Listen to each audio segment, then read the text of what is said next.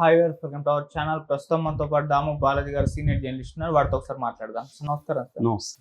Sir, పోసానిని ఒక jail నుంచి మరో జైలుకి ఇట్లా తిప్పుకుంటూ వెళ్ళడం మనం చూస్తూ ఉన్నాం సార్. లిటరల్‌గా చెప్పాలంటే ఒక ఫుట్‌బాల్ ఆడుకున్నట్టుగా ఆడుకుంటున్నారు ఆయనతోటి. అయితే ఇదే నేపథ్యంలో ఆయన కూడా నిన్న కోర్ట్‌లో నేను నడవలేకపోతున్నానని చెప్పేసి ఏడ్చేసినట్టుగా కూడా వార్తలు వినిపిస్తున్నాయి సార్. మరి ఎందుకు ఈయన నడవలేకపోతున్నారు? జైల్‌లో ఈయన్నేమన్నా కొట్టారా అన్న అనుమానాలు కూడా బయట అయితే వ్యక్తమవుతున్నాయి సార్. మరి ఈయన అటు పరిస్థితి ఏ విధంగా ఉంది ప్రెజెంట్? మరి కేసులు ఎక్కడి వరకు వచ్చాయి? మరి మీరేం చెప్తారు సార్ ఈ ఇష్యూపై? పోసానికి దాదాపు ఇప్పుడు అంటే కరెక్ట్‌గా సంఖ్య చెప్పట్లేదు. కొంతమంది 50 అంటున్నారు, కొంతమంది 40 అంటున్నారు. ఇప్పటి వరకు అంటే లీగల్‌గా మనకి ఛార్జ్ షీట్లు కావచ్చు, పోలీసులు చెప్తున్న దాన్ని బట్టి దాదాపు 16 నుంచి 18 కేసులు ఉన్నట్టుగా తెలుస్తుంది. ఇందులో హైకోర్టులో ఈయన బెయిల్ కోసం అప్లై చేశాడు. తర్వాత కొన్ని సెక్షన్లు 7 ఏళ్ల కంటే లోపలే ఉన్నాయి కాబట్టి ఆ సెక్షన్లలో అరెస్టు చేయొద్దని చెప్పండి, నోటీసులు ఇస్తే నేను విచారణకు హాజరవుతానని కోర్టుకి విన్నవించుకున్నాడు. కోర్టు దాదాపు 5 కేసుల్లో ఆయనకి రిలీఫ్ ఇచ్చింది. ఇప్పుడు నిన్న ఏం చేశారంటే భవానీపురం పోలీస్ స్టేషన్ ఎక్కడ విజయవాడలో మామూలుగా ఇప్పటివరకు ఆయన కర్నూలు సెంట్రల్ జైల్లో ఉంటున్నాడు. సో ఎందుకంటే ఆదోన్లో కూడా ఒక కేసు ఉంది ఆయనకి. అందువల్ల ఆదోన్ పోలీసులు తీసుకెళ్ళినప్పుడు నన్ను ఈయన ఫస్ట్ ఏంటంటే ఓబులవారిపల్లి ఈ పోలీస్ స్టేషన్కి సంబంధించిన కేసులో రైల్వే కోడూరు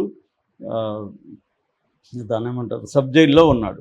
సో దాని తర్వాత కర్నూలు వెళ్ళాడు. కర్నూలు డిస్ట్రిక్ట్ జైల్లో ఉంచమని అడిగాడు. ఎందుకంటే సబ్ జైల్లో పరిస్థితులు ఇంకా ఘోరంగా ఉంటాయి. డిస్ట్రిక్ట్ జైలు అంటే కొద్దిగా బెటర్గా ఉంటుంది కంపారేటివ్లీ.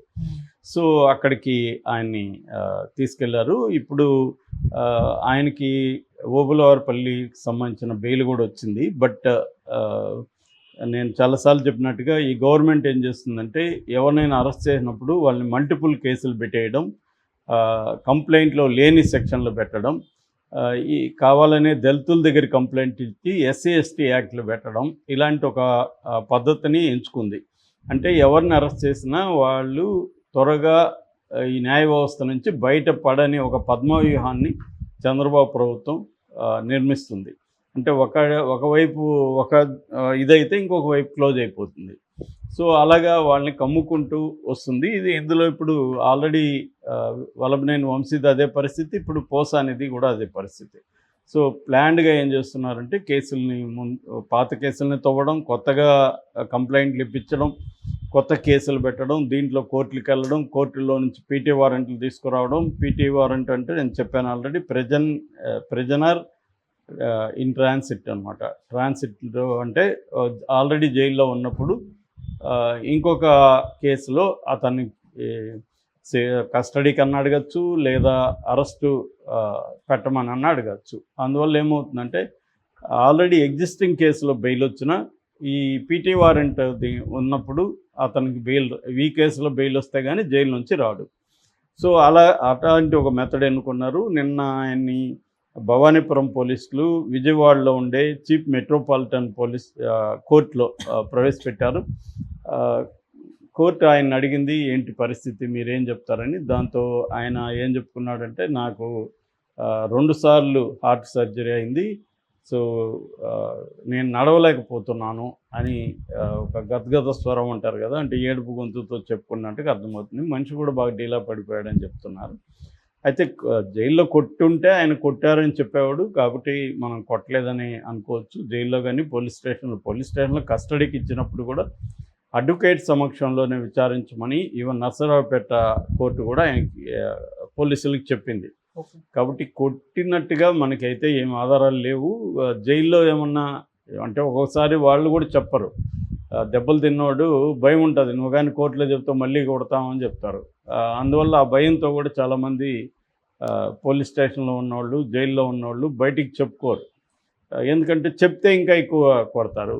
జడ్జిలు కూడా పెద్దగా చెప్పిన ఒకవేళ నాకు కొట్టారంటే కూడా పెద్దవాళ్ళ కేసుల్లో అయితే చూస్తారేమో, కానీ కింది స్థాయిలో వాళ్ళు పోలీసుల మీద కంప్లైంట్ ఇచ్చినా కూడా మ్యాజిస్ట్రేట్లు కానీ కింది స్థాయి కోర్టుల జడ్జిలు కానీ దాని మీద పెద్ద సీరియస్గా యాక్షన్ తీసుకోవడం అనేది వెరీ వెరీ రేర్ అనమాట.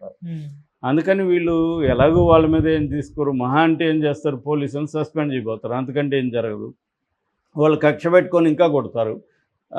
లేదో చంపేని కూడా చంపేయచ్చు, పారిపోతున్నాడని చెప్పి చంపేయచ్చు, ఏమన్నా జరగచ్చు అన్న ఒక భయం అయితే కింది స్థాయి వాళ్ళలో ఉంటుంది. సో అంటే పోసానికి ఆ స్థాయి ఉందా లేదా అనేది తెలియదు, కానీ పోసానికి కూడా భయం ఉండే అవకాశాలు ఉంది. ఎందుకంటే ఆయనకి ఆల్రెడీ 2 సార్లు హార్ట్ సర్జరీ జరిగిన పేషెంటు. ఒక టెన్షన్ ఉంటుంది, ఎప్పుడు బెయిల్ వస్తుందో తెలీదు. అట్లాగే జైల్లో కూడా ఆయనకి పరిస్థితులు ఘోరంగానే ఉంటాయి. ఎందుకంటే ఇప్పుడు ఈ మామూలుగా మనం ఏదో ఒక ఆర్థిక నేరం ఇంకోటో చేసి ఒక మామూలుగా ఖైదీగా పోయినామంటే మన దగ్గర డబ్బులు ఉంటే జైల్లో కొంత వసతులు ఉన్న వాటిలో బెటర్ వసతుల్ని మనం పొందొచ్చు. లేనప్పుడు ఏమవుతుందంటే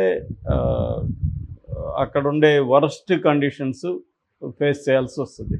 సో పోసానికి అది ఇప్పుడు ఫేస్ చేస్తున్నాడు. కేసుల పరంగా ఇంకా ఆయనకి పాలకొండ, భవానీపురం, పాడేరు, విశాఖ, పట్టాభిరామాపురం, బాపట్ల, నర్సీపట్నం, నరసరావుపేట ఇవన్నీ ఉన్నాయి ఇప్పుడు కేసులు. వీటన్నిటిలో ఆయన ఎప్పుడు బయటకు వస్తాడు తెలియదు. ఖచ్చితంగా 6 నెలలు అయితే వచ్చే అవకాశం కనబడాల. అంటే బ్లాంకెట్ ఆర్డర్ అంటారు, అంటే అన్నిటికి సంబంధించి ఆయన క్వాష్ పిటిషన్ అయితే హైకోర్టులో వేశాడు. ఈ కేసులని కావాలని ఒక ప్లాన్గా పెడుతున్నారు, అనేది అందరికీ తెలుసు. కానీ మ్యాజిస్ట్రేట్లు ఏం చేస్తారు, అవన్నీ కావాలన్నా పెట్టారా లేదా అనేది వాళ్ళకి అనవసరం లీగల్గా. అవి కాబట్టి వాళ్ళు సెక్షన్లు చూసుకొని ఇచ్చేస్తూ ఉంటారు రిమాండ్. ఒక్కోసారి సుప్రీంకోర్టు ఆదేశాలను కూడా పాటించట్లేదని అనేక సార్లు హైకోర్టు కూడా చెప్పింది మొన్న కూడా. ఎందుకంటే 7 ఏళ్ళ లోపల జైలు శిక్ష పడే కేసులు ఉంటే అది అసాధారణ పరిస్థితుల్లో తప్ప మామూలుగా అయితే బెయిల్ ఇచ్చేయాలని. అసాధారణ పరిస్థితులు అంటే ఏంటి, ఈ వ్యక్తి సాక్షుల్ని ఏమన్నా ప్రభావితం చేస్తాడా, లేకపోతే ప్రలోభపరుస్తాడా, లేకపోతే సాక్ష్యాధారాలను ఏమన్నా తారుమారు చేస్తాడా, లేకపోతే విదేశాలకు పారిపోతాడా అన్న పరిస్థితుల్లో మాత్రమే జైల్లోకి పెట్టాలి తప్ప అదర్వైజ్ జైలు అవసరం లేదు, అసలు అరెస్టు అవసరం లేదనేది మామూలుగా కోర్టుకి తీసుకురాగానే బెయిల్ ఇచ్చేయచ్చు అనేది హైకోర్టు కూడా చెప్పింది మొన్న. దీన్ని మేము కూడా పరిశీలిస్తామని చెప్పింది. కాకపోతే ఏంటంటే మన దేశంలో పరిస్థితి ఏంటంటే దాదాపు 5 కోట్ల కేసులు పెండింగ్లో ఉంటాయి. ఒక సుప్రీంకోర్టులోనే 55,000 కేసులు పెండింగ్లో ఉన్నాయి. అందువల్ల కోర్టు కూడా అన్నిటి మీద దృష్టి పెట్టి నిర్ణయాలు తీసుకోవడం అనేది సాధ్యం కాదు. సో అందుకని ఇవన్నీ తెలుసు కాబట్టి గవర్నమెంట్ ఏం చేస్తుందంటే ప్లాన్డ్గా లోకేష్ ఆధ్వర్యంలో ఎవరెవరిని వేధించదలుచుకున్నారో వాళ్ళ మీద మల్టిపుల్ కేసులు పెట్టుకోవడం, సెక్షన్లో లేని కేసులు పెట్టించేయడం, అవన్నీ మళ్ళీ కదా కోర్టులో తేలాలి. సో ఇవన్నీ కోర్టులో తేలేకాడికి పుణ్యకాలం గడిచిపోతుంది. ఇది ప్లాన్ అనమాట. ఈ ప్లాన్ ఇప్పుడు పకడ్బందీగా డే 1 నుంచి కూడా తెలుగుదేశం కూటమి ప్రభుత్వం అమలు చేస్తుంది. నేను చాలాసార్లు చెప్పాను, వైసీపీ ప్రభుత్వం కూడా ఇదే అమలు చేస్తుంది. గతంలో చింతమనేని ప్రభాకర్ లాంటి వాళ్ళ మీద ఇట్లాగే మల్టిపుల్ కేసులు పెట్టింది. కానీ వైసీపీతో పోలిస్తే ఇన్ టర్మ్స్ ఆఫ్ డిగ్రీలో కానీ ప్లానింగ్లో కానీ చాలా చాలా ఎక్కువగా ఈ ప్రభుత్వం చేస్తున్నట్టుగా చెప్పచ్చు. Okay sir. రెండవది ఏంటంటే పోసాని కృష్ణమురళి నోటిదోల అందరికీ తెలుసు. తనకి ఈ విచిత్రమే ఉంటే సినిమా ఇండస్ట్రీలో అతను 100 సినిమాల పైన మాటలు రాశాడు, సినిమా డైరెక్ట్ చేశాడు, 100 సినిమాల పైన నటించాడు. ఇవన్నీ చేసినా కూడా ఇండస్ట్రీలో ఒక్క సపోర్ట్ కూడా అతనికి కనబడాలి. అయ్యోమన్నోళ్ళు ఎవరూ లేరు. సో దానికి ప్రధాన కారణం అతని యాటిట్యూడు. అతను నాకేంటి, నేను నా ఇష్టం వచ్చినట్టు ఉంటాను అనుకోవడం. నేను చాలాసార్లు చెప్తాను, ఎవడిష్టం వచ్చినట్టు ఇక్కడ ఉండలేడు బాబు అని. అది నమ్ముతుంటారు కొంతమంది, నా ఇష్టం వచ్చినట్టు ఉంటాను.